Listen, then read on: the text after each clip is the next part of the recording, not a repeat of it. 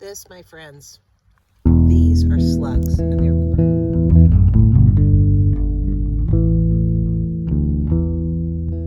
the way I'm going to deal with them is put them in soapy water where they will meet their demise. So they've been eating these potatoes. That's why the potatoes have holes in them. It wasn't the beetles. I didn't think it was beetles. Well, I thought maybe it was beetles. But it's raining a little bit. It's evening. It's about 7:30. And that's the time, the perfect situation for slugs. So I got a bunch off the other day. Ooh, it's also storming. Here we go. Goodbye, slug. So this is how you deal with slugs. Now, I also usually put down slug bait, which I did earlier, but obviously I didn't come back and do a second pass. And so this new generation of slugs is starting to emerge. So after the rain, I will do that. I will check all of these plants for slugs. Oop, there, you gotta really look because they will hide. But these are small, so I'm just putting them into the soapy water. And I'm gonna say sayonara slugs. I'm gonna have to go in because of this rain and storm. Slugs will crawl up the side of your bags. They will get everywhere. They are very, very good at finding what they want.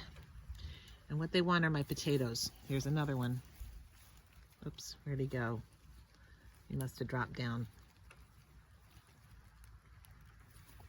So I'm gonna put this camera down and continue to do a check for slugs. This is what has put these holes into these potatoes in this bag. And I really don't want that to happen.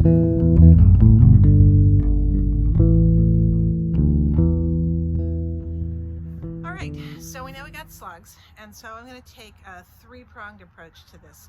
So the weeds have gotten pretty high, and the grass that is in between the beds here has gotten pretty high in this kitchen garden. So my first line of defense is going to be to cut down and do some weed whacking between the rows and get rid of some of this tall grass where they can hide. I'm going to get them.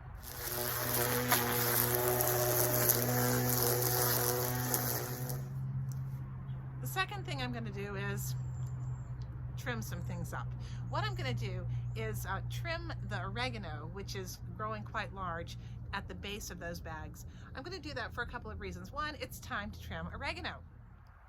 Even though this is part of the battle against the slugs, this is a nice smelling battle indeed. I'm cutting this mainly because it's growing up, and I saw the slugs coming up through here, growing on the oregano, and then over onto the potatoes. They're very crafty, those slugs. And yes, my third line of defense is going to be slug and snail bait. This is an organically approved bait, and I don't mind using it. I actually put this bait down early in the season as the slugs were just getting ready to emerge, and then I put it down about 4 weeks after that to try to get the life cycle of the first group of slugs. What I'm seeing in the potato patch are really young slugs, and so I think if I get these, they won't have a chance to reproduce, and we'll get any other ones that come in, and then we'll probably knock the slug problem out in these potatoes, which is my goal.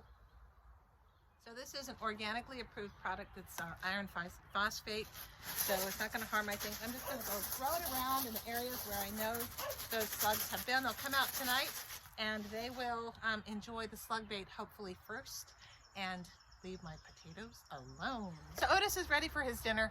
I better get inside and feed him and feed the family as well.